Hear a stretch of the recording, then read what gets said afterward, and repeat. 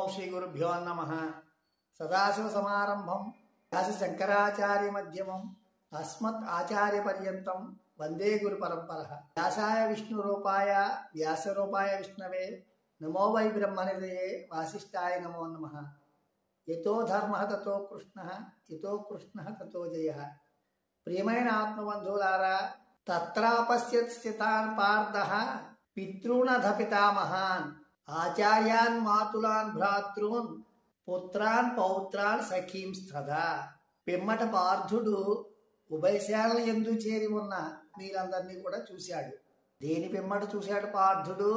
కురు పాండవుల యొక్క ఉభయశాల నడుమ దివ్యరథాన్ని నిలుపు అని చెప్పి పార్థుడు శ్రీకృష్ణుతో అన్న తర్వాత అర్జునుడి కోరిక మేరకు ఉభయశాల నడుమ కురుక్షేత్ర సంగ్రామంలో అందరి రాజుల సమక్షంలో భీష్మ ద్రోణాది ప్రముఖుల ఎదురుగా ఆ దివ్యరథాన్ని నిలిపాడు శ్రీకృష్ణుడు. అర్జునుడి యొక్క రథం ఉభయశాల నడుమకు వచ్చేసింది. అలా నిలిపినటువంటి శ్రీకృష్ణుడు అర్జునుడితో ఏమన్నాడు? ఇక్కడ చేరి ఉన్నటువంటి కౌరవ వీరులందరినీ కూడా తిలకించు అన్నాడు. ఎప్పుడైతే శ్రీకృష్ణుడు అలా అన్నాడో ఎటు పిమ్మట శ్రీకృష్ణుడు వాళ్ళందరినీ తిలకించమన్న తర్వాత బంధువులందరినీ కూడా ఒక్కసారిగా తిలకించాడు అర్జునుడు. ఇదే జరిగింది ఇప్పటి వరకును. అయితే ఆ విధంగా అందరినీ తిలకించిన తర్వాత అర్జునుడికి ఏం జరిగింది, ఇంకేం జరుగుతుంది? రాకూడనటువంటి సమయంలో ఉండకూడని చోట ఉండకూడనటువంటి వ్యక్తులపై అతనికి మమకారం వచ్చి చేరింది. ఆ మమకారం కాస్త అర్జునుడిని ఏం చేసింది?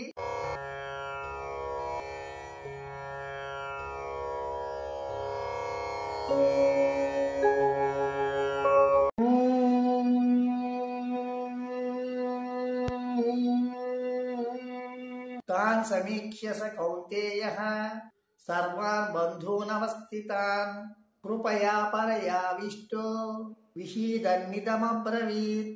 అవస్థితాన్ తాన్ సర్వాన్ బంధూన్.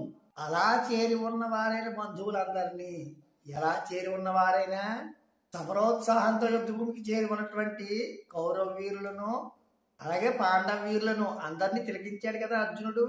అయితే కొంతమంది శత్రువర్గంలో మరి కొంతమంది తన వర్గంలో ఉన్నారు, అంతే తేడా. అటువంటి వీరులైనటువంటి బంధువులందరినీ సమైక్య అంటే పరికించి వాళ్ళందరినీ చూసి సహ కౌంతేయ, కుంతీపుత్రుడైనటువంటి అర్జునుడు, కుంతీదేవికి ఇంద్రుడి అనుగ్రహం వల్ల కలిగినటువంటి సంతానం కదా ఈ అర్జునుడు. అలాగే పాండవ మధ్యముడు అటువంటి అర్జునుడు పరయా కృపయా మిక్కిలి కరుణతో అవిష్ట అంటే కూడినవాడై. ఏం కూడినవాడై? అతని మనస్సు మిక్కిలి కరికిరంతో అంటే దయతో నిండిపోయింది. ఆ విధంగా దయతో నిండిపోయేటువంటి మనస్సు కలిగినటువంటి అర్జునుడు ఏం చేశాడు? విషీదన్ అంటే శోకించాడు, దుఃఖపడ్డాడు. ఆ విధంగా దుఃఖిస్తూ ఇదం అబ్రవీత్, ఈ వచనాల్ని పలికాడు. అయితే ఈ శ్లోకం యొక్క అర్థం ఏమిటి అంటే, అర్జునుడు ఇలా అన్నాడు అని అర్జునుడు యొక్క స్థితిని గురించి తెలిపారు కానీ అర్జునుడు ఏమన్నాడనేటువంటి విషయాన్ని ఇక్కడ తెలియజేయలేదు. అయితే అర్జునుడు శ్రీకృష్ణుడితో ఏం చెప్పాడు అనేటువంటిది 28వ శ్లోకం శ్రీమద్ భగవద్గీత అర్జున విషాద యోగం 1వ అధ్యాయంలో 2వ పాదం నుండి ప్రారంభమవుతుంది. అయితే ఇక్కడ ఈ 27వ శ్లోకం 2వ పాదం అలాగే 28వ శ్లోకం 1వ పాదంలో అర్జునుడి యొక్క స్థితి ఏమిటి అంటే, సమంతక పంచకం అనేటువంటి కురుక్షేత్రంలో యుద్ధానికి సిద్ధమైనటువంటి తన బంధువులందరినీ కూడా ఒకసారి తిలకించాడు అర్జునుడు. కానీ అక్కడ సందర్భం ఏమిటి? అక్కడ సంగ్రామం జరగవలసి ఉంది కురు పాండవుల మధ్య, ధర్మానికి అధర్మానికి మధ్య, నీతికి అవినీతికి మధ్య, న్యాయానికి అన్యాయానికి మధ్య, మంచికి చెడుకి మధ్య. అర్జునుడు ఏం చేయాలి? యుద్ధం చెయ్యాలి. ఎవరితో చెయ్యాలి? కౌరవులతో చెయ్యాలి. ఇదే కదా అర్జునుడు చేయవలసింది. కానీ తాను చేయవలసినటువంటి పనిని, తాను నిర్వర్తించవలసినటువంటి కర్తవ్యాన్ని విస్మరించేలా చేసింది ఒకటి ఉంది. ఏమిటదంటే మమకారం. వాళ్ళందరికీ తనపై ఉన్నటువంటి మమకారాన్ని చూశాడు అర్జునుడు.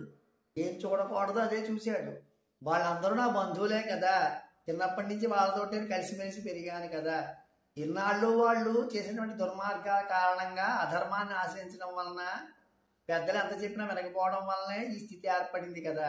ఈ దుస్థితికి కారణమైనటువంటి యోధనాలందరూ కూడా అలాగే శత్రువర్గంలో ఉన్నటువంటి కౌరవ వీరులందరూ కూడా నా బంధువులే కదా. ఇప్పుడు నేను వాళ్ళతోనే యుద్ధం చెయ్యాలి, నా శక్తి సామర్థ్యాలు ఏమిటో నాకు తెలుసు, యుద్ధంలో వాళ్ళందరినీ నేను సంహరించగలనేటువంటి విషయం కూడా నాకు బాగా తెలుసు. అది కాదు అర్జునుడి సమస్య. మరి ఏమిటి అర్జునుడి సమస్య? అర్జునుడి సమస్య ఏమిటి అంటే నా వాళ్ళు, మమకారం. ఇదే అర్జునుడి సమస్య. ఇక్కడ మనం బాగా గమనిస్తే అర్జునుడికి కురుక్షేత్రంలో యుద్ధం కాదు సమస్య, యుద్ధం ఎవరితో అన్నదే సమస్య. అందుకే పరయా కృపయా, మిక్కిలి కనికరముతో. ఆ కనికరం ఎందుకు కలిగింది వాళ్ళపై అర్జునుడికి? అంతకుముందు సేనయో ఉభయోర్ మధ్య రథం స్థాపయమేచ్యుత, నా రథాన్ని ఉభయసేన నడుమ నిలుపని చెప్పి సమరోత్సాహంతో ఉన్నాడు అర్జునుడు అక్కడ. అప్పుడు అర్జునుడికి తెలియదా కురుక్షేత్రం ఎవరితో తాను యుద్ధం చేయాలో? వాళ్ళందరూ తన బంధువులే కదా. ఈ విషయం బాగా తెలుసు అర్జునుడికి అంతకు ముందే.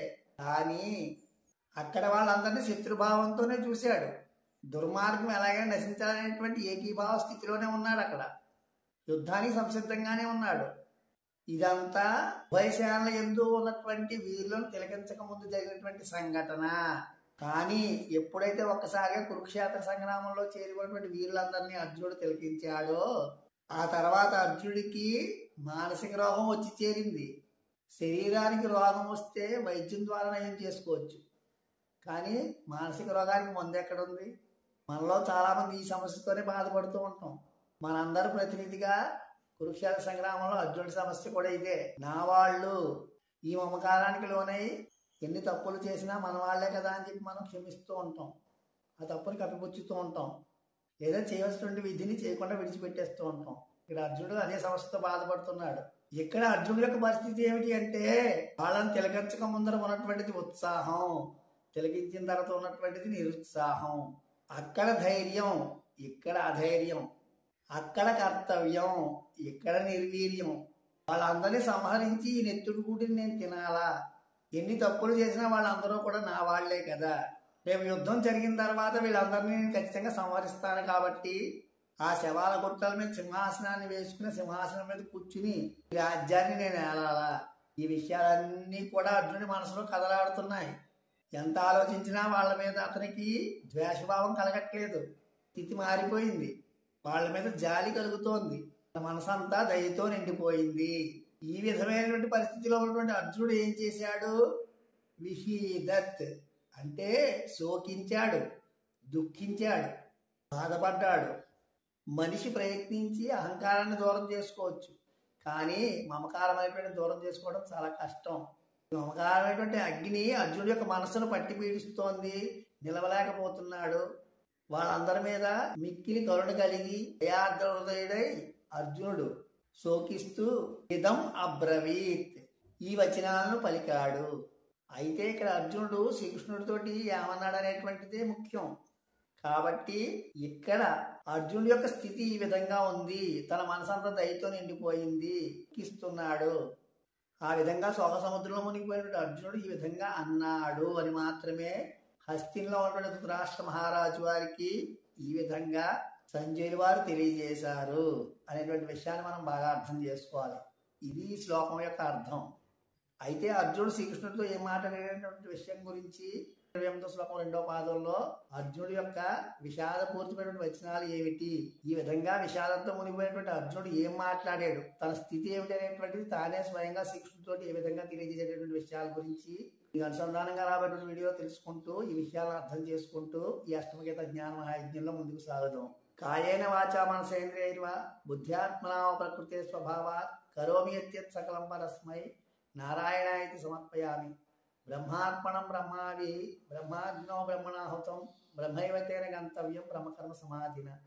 ఓం శాంతి శాంతి శాంతి. సర్వం జగద్గురు శ్రీకృష్ణ పరబ్రహ్మార్పణమస్తు. స్వస్తి.